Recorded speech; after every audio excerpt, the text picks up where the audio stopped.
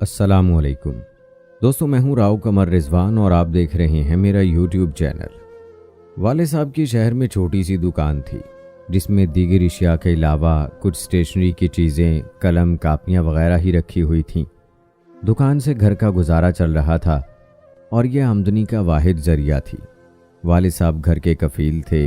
हम सब बहन भाई उन दिनों ज़ेरे तालीम थे। वाले साहब का मामूल था फजर की नमाज के बाद तिलावत कलाम पाक करते, फिर नाश्ता करके दुकान पर चले जाते और रिज़्क़ हलाल की उम्मीद पर बैठ जाते। करीब ही लड़कियों का स्कूल था जो छुट्टी के बाद उनसे कुछ न कुछ ख़रीदने आ जाती थीं। वो अक्सर दुकान के सामने से गुजर कर स्कूल जाती। एक रोज़ अब्बा जान ने देखा कि एक लड़की परेशान सी तेज़ तेज़ कदम उठाती जा रही है और उसके पीछे दो आवारा किस्म के लड़के ताक़ुब करते और आवाज़ें कसते चले आ रहे हैं। वाले साहब से रहा न गया। वो दुकान से बाहर आए और लड़कों को रोक कर बुरा भला कहने लगे। उस पर एक गुस्ताख लड़का बोला, बुजुर्गो अपनी राह लो, ये आपकी बच्ची तो नहीं है, फिर क्यों बेहाल हो रहे हो। ये सुनकर उनको गैरत आई और जूता उतार कर उसको मारने को लपके। तभी सामने वाली दुकान से कुछ लोग आ गए। उन्होंने वाले साहब को पकड़ लिया और बोले, बट साहब छोड़िए, इन बदमाशों के मुंह मत लगिए। बीच बचाव में वो दोनों बदमाश भाग गए और अब्बू गुस्से पर बामुश्किल काबू पा के दुकान पर आ बैठे। कहने लगे, मियाँ इज्जत सबकी साझी होती है। ये लड़की अक्सर मेरी दुकान से कापियाँ वगैरह ख़रीदती है और बहुत शरीफ लड़की है। तभी मुझसे बर्दाश्त ना हुआ, वरना मैं किसी के मामले में नहीं पड़ता। खैर, बात आई गई हो गई। हफ्ता गुजरा था कि वो दोनों आवारा लड़के अपने दो और बदमाश साथियों के हमरा आ गए और दुकान में घुसकर वाले साहब पर हमला कर दिया। वो कोने में बिछे तख्त पोश पर नमाज पढ़ रहे थे और सजदे में थे। उन्होंने पुश्त से वार किया। चाकू काफ़ी तेज़ और बड़े फल वाला था। उनके दिल तक पहुंच गया और वो पल भर में खालिक हकीकी से जा मिले। दूसरों के लिए ये भुला देने वाला वाक़या होगा, लेकिन हमारे लिए तो ये जान निकाल देने वाला सानेहा था। इस वाक़े ने हमारी बुनियादें हिला दी। जिस घर का वाहिद कफील चल बसे और बच्चे तालिबे इल्म हों, उस घराने की बाद में क्या हालत हो गई होगी। भाई उन दिनों FA में पढ़ रहा था और मैं ग्रेजुएशन मुकम्मल कर चुकी थी। तालीम और मुलाजमत हासिल करना गोया जुए शेर लाने के मुतरादिफ था। नौकरी की तलाश में सरगर्दा थी ताकि घर संभाल सकूं। बहुत भागी दौड़ी मगर मुलाजमत ना मिली। मोहल्ले में जगह जगह प्राइवेट स्कूल खुले हुए थे, मगर तनख्वाह इतनी कम कि स्कूल आने जाने का खर्चा भी पूरा ना होता। तलाशे बसियार के बावजूद मुलाजमत ना मिली तो घर बैठ बेबसी और स्कूल के बच्चों को ट्यूशन पढ़ाने लगी। इस तरह कुछ आमदनी की सबील निकली और 2 वक्त की रोटी दाल के असबाब पैदा हो गए। ये वक्त हमने बड़ी मुश्किल से काटा, यहाँ तक कि भाई समद ने तालीम मुकम्मल कर ली। खुशकिस्मती से उन्हीं दिनों मेरे वालिद के एक दोस्त दूसरे शहर से आए। जब उनको पता चला कि वाले साहब इस दुनिया में नहीं रहे तो वो उनकी ताज़ियत को हमारे घर आ गए। शेख साहब वाले साहब के बचपन के दोस्तों में से थे और अब साहिब हैसियत हो गए थे। हमारे माली हालात देखकर अफसरदा हो गए और भाई को दफ्तर आने को कहा। समद अगले दिन शेख साहब के दफ्तर गया। उन्होंने उसे अपने ऑफिस में मुलाजमत दे दी। उन्हीं दिनों हमारे ताया जान जो बे औलाद थे, उनका इंतकाल हो गया।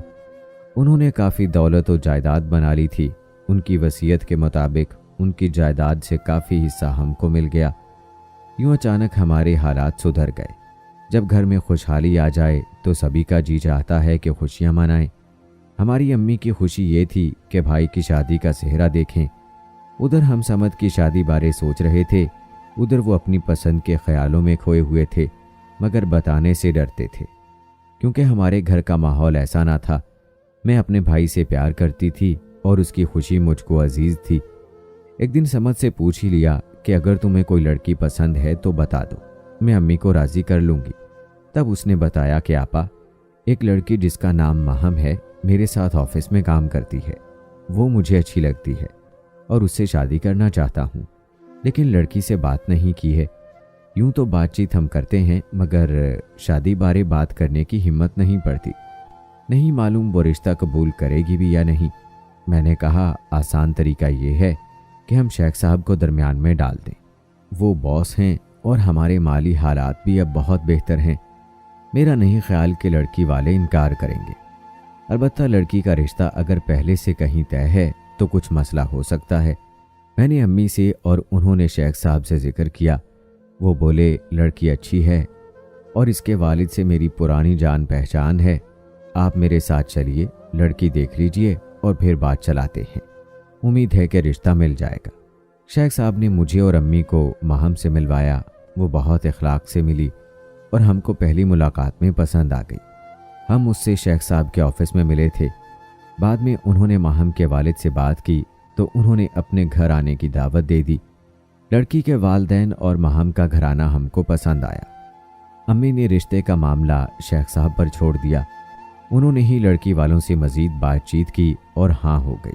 اس کے بعد ماہم نے دفتر آنا بند کر دیا اور گھر بیٹھ گئی۔ ان لوگوں کے گھر کا ماحول ہمارے گھر کی طرح خالصتاً مشرقی تھا۔ وہ دن بھی آ گیا جب ماہم دلہن بن کر ہمارے گھر آ گئی۔ سمد بھائی تو مارے خوشی کے زمین پر پاؤں نہیں دھرتے تھے۔ ان کے خواب کی تعبیر ان کو مل گئی تھی، لیکن ماہم کے خوابوں بارے کوئی نہیں جانتا تھا۔ شادی کا دن تمام ہوا۔ رخصتی کے بعد ہم سب تھکے ہارے رات کو جہاں جس کو جگہ ملی پڑھ کر سو رہے۔ شادی کا گھر تھا، دور کے مہمان بھی واپس نہیں جا سکتے تھے۔ ہم نے بھیا کا کمرہ دلہن کی طرح سجا دیا تھا۔ شادی کی رات سمد بھائی اجلائے عروسی میں گئے اور اپنے ہاتھوں سے دلہن کا گھونگھٹ اٹھایا۔ دلہن نے ان کے ہاتھ ہٹا دیے اور ایسے دیکھا جیسے وہ اس سارے تکلف سے بیزار تھک کر چور ہوئی بیٹھی ہو۔ تبھی اس نے کہا، آپ بے شک مجھے شریک حیات قبول کر چکے ہوں، لیکن میں آپ کو قبول نہیں کرتی۔ میں کسی مجبوری کی وجہ سے یہاں بیٹھی ہوں۔ یہ الفاظ نہیں، انگارے تھے جو میرے بھیا کے پرشوق دل پر برس گئے۔ سمد ابھی سوچ رہا تھا کہ کیا جواب دے۔ ماہم نے مزید گلفشانی کی، میں آپ سے نفرت نہیں کرتی، لیکن محبت کرنا بھی میرے بس کی بات نہیں، یہ میرے دل کی مجبوری ہے۔ بھائی کو اپنی دلہن سے ایسی امید نہ تھی۔ ماہم کو دفتر میں پرکھ چکے تھے۔ وہ غلط قسم کی لڑکی ہرگز نہیں تھی۔ ہمیشہ لیے دیے رہنے والی، اپنے کام سے کام رکھنے والی اور ٹھیک ٹائم سے گھر پہنچ جانے والی کس طرح غلط قسم کی ہو سکتی تھی؟ اس نے پھر ایسا کیوں کیا تھا؟ وہ بھی شادی کی پہلی رات۔ ایسی بات کرنے کو تو بڑا حوصلہ چاہیے تھا، اور دیکھنے میں ماہم میں اتنا حوصلہ نہ تھا کہ ماں باپ سے بغاوت کرتی۔ خاوند سے بغاوت تو اور بھی دقت طلب مرحلہ تھا۔ تم اگر مجھ سے شادی نہ کرنا چاہتی تھیں تو ماں باپ سے کیوں نہ انکار کر دیا؟ نکاح کے وقت کیوں قبول کر لیا؟ ماں باپ سے سخت احتجاج کیا تھا اور نکاح کے وقت بھی قبول نہیں کیا تھا۔ میری جگہ میری بہن کو بٹھا دیا اور اس نے قبول کیا۔ نام لیا گیا، میں تو کمرہ بند کر کے بیٹھ رہی تھی۔ تو تمہارے دستخط بھی کسی اور نے کیے ہوں گے؟ بھائی نے پوچھا۔ نہیں، ایسا نہیں ہوا ہے۔ دستخط تو والد صاحب نے ڈانٹ ڈپٹ کر کروا لیے تھے۔ آخر تمہارے والدین نے ایسا کیوں کیا؟ اس لیے کہ وہ اپنی عزت بچانا چاہتے تھے، اور تم کو ان کی عزت کا خیال نہ تھا۔ خیال تھا تبھی تو یہاں بیٹھی ہوں۔ آخر ایسے حالات پیدا کرنے کی وجہ کیا تھی؟ وجہ یہ تھی کہ میں نے کسی سے کلام پاک پر قسم کھائی تھی۔ جانتی ہوں کہ ایسی شادیاں درست نہیں ہوتی، جانتی ہوں، تبھی تو حقیقت بتا رہی ہوں۔ نئی نویلی دلہن کی باتیں سن کر سمد سوچ میں پڑ گیا۔ یہ کیسا انوکھا مذاق تھا۔ ایک دلہن اجلائے عروسی میں موجود اپنی زبان سے کہہ رہی تھی کہ یہ نکاح جعلی ہے۔ سمد بھائی سر تھام کر بیٹھ گئے۔ اب کیا کریں؟ اگر تم راضی نہ تھیں تو رخصتی کیسے قبول کر لی اور دلہن بن کر 16 سنگھار بھی کروا لیے، اور کہتی ہو کہ تم نے نکاح قبول نہیں کیا؟ تم عاقل بالغ ہو، پڑھی لکھی ہو، رخصتی پر راضی کیسے ہو گئیں؟ بھائی نے استفسار کیا۔ میں نے بہت چاہا۔ والد صاحب رونے لگے۔ پھر آپ کی بہن آئیں اور اپنی بوڑھی ماں کا واسطہ دیا کہ دیکھو، ماہم بارات واپس نہیں جائے گی، ورنہ میری بیوہ ماں یہ بے عزتی برداشت نہ کر سکیں گی۔ انہوں نے اپنی لڑکیوں کو بھی تو بیاہنا ہے۔ ہم نے تو طریقے سے رشتہ مانگا اور آپ کے والدین نے ہاں کی۔ سب کچھ اس مرحلے تک طریقے سے ہوا ہے، تو اب عین وقت پر یہ کیا معاملہ ہو گیا ہے؟ اب چاہے شادی کامیاب ہو یا ناکام، بے شک بعد میں طلاق لے لینا، لیکن اس وقت تو رخصتی ہوگی۔ ہم برادری کو کیا جواب دیں گے؟ سو میرے پاس کیا چارہ تھا سوائے اس کے कि आप तक पहुंचकर सारी सूरत हाल से आगाह कर दूं। माहम की बातें सुनकर भाई का दिमाग पिघलने लगा। उन्होंने एक जग पूरा पानी का पी लिया, फिर भी उनका गला खुश्क ही रहा। आखिर उन्होंने सवाल कर ही दिया, कौन है वो जिसकी खातिर तुमने इतना कुछ किया है? अभी भैया का फिक्रा अधूरा था कि उसने फरमाया, ये मैं आपको नहीं बता सकती। बहरहाल कोई जिसके साथ जीने मरने का वादा किया था और कलामे पाक पर कसम खाई थी कि हम एक दूसरे के सिवा किसी को कबूल ना करेंगे, वो कॉलेज में मेरा क्लास फेलो था जो मज़ीद आला तालीम के लिए बैरून मुल्क चला गया, और मैं वादे के मुताबिक उसका इंतज़ार कर रही थी कि शेख साहब ने वालिद को रिश्ते के लिए कहा और उन्होंने मुझसे बिना पूछे ही हाँ कह दी कि मैं सादतमंद बच्ची जिसका चाल चलन दुरुस्त है, भला क्यों इनकार करूंगी। उनको मुझसे इनकार की तवक्को ना थी। बाद में उन्होंने अपनी ज़ुबान की पासदारी की और यही समझा कि मैं नादान हूँ, बिला वजह शादी से घबरा रही हूँ। शादी हो गई तो सब ठीक हो जाएगा। अब मैं भी मजबूर हूँ, अपनी कसम की पासदारी भी करनी है। आप मेरी कसम की लाज रख लें। कलामे पाक की कसम बड़ी कसम होती है, वरना आपकी मर्जी है। इस वक्त तो आप मेरे मालिक बना दिए गए हैं और तकदीर मेरे हाथ में नहीं है। ये कहकर वो रोने लगी। ऐसे रोता देखकर भाई नरम पड़ गए। उस घड़ी माहम उनकी मनचाही महबूबा ही नहीं, उनकी बीवी के रूप में उनकी दुल्हन थी, लेकिन बकौल उनके एक मजबूर लड़की भी थी। खुदा जाने भाई ने यह रात कैसे छत पर टहल कर गुजारी, क्योंकि दुल्हन का कमरा ऊपर था।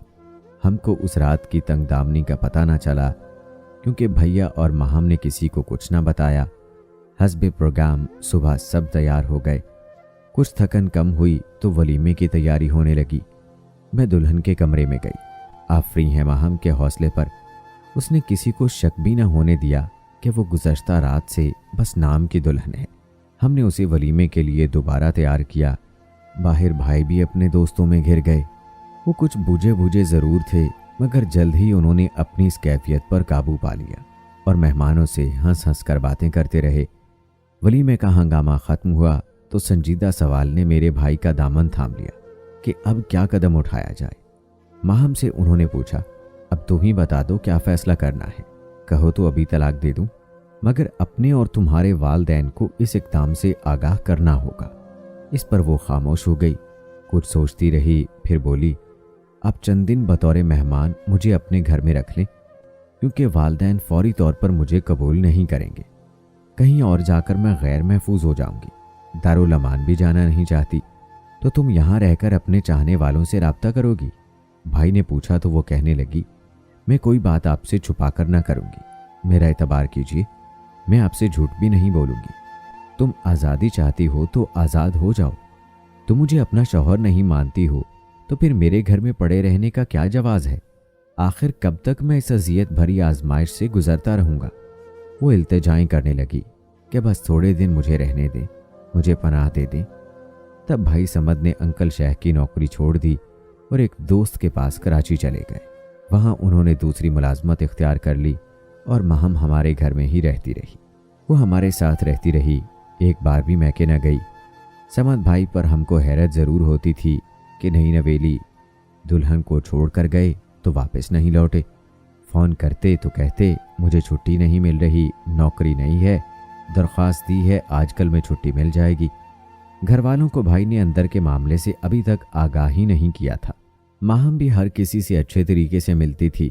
भाई का फ़ोन आता तो दौड़ कर जाती और बार बार शुक्रिया कहती। घर वालों को शक तक न होने दिया कि वो बतौर मेहमान रह रही हैं।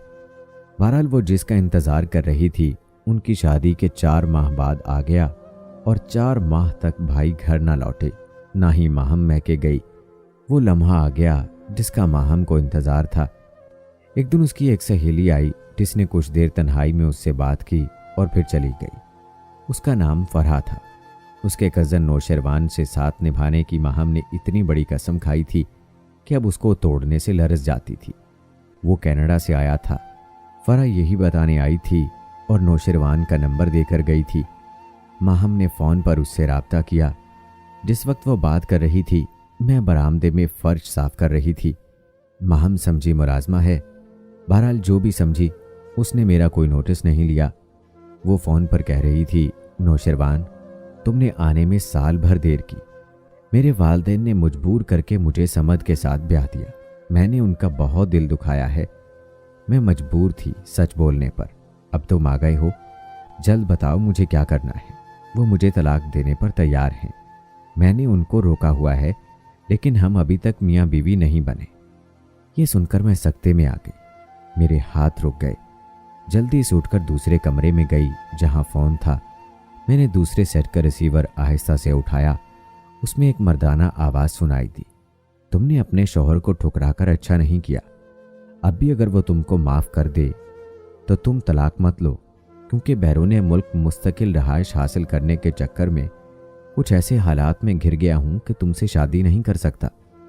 اب تمہاری شادی ہو چکی ہے، لہذا مجھ پر بھی قسم توڑنے کا گناہ نہیں ہے۔ ہم دونوں کفارہ ادا کر سکتے ہیں۔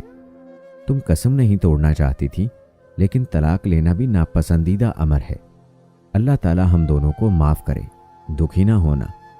میں تم کو تمہاری بھلائی کے لیے سمجھا رہا ہوں۔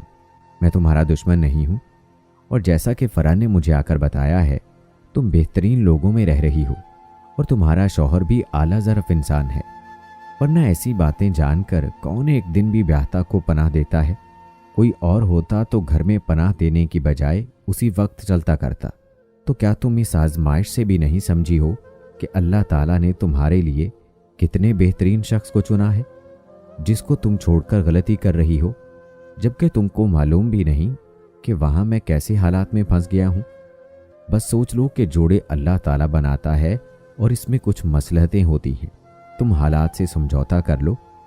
کینیڈا مجھے جلدی واپس جانا ہے۔ ماہم نے فون رکھ دیا اور رونے لگی۔ وہ گھٹنوں میں سر دے کر زمین پر بیٹھ گئی تھی۔ اس کو روتا پا کر میرا دل بھر آیا۔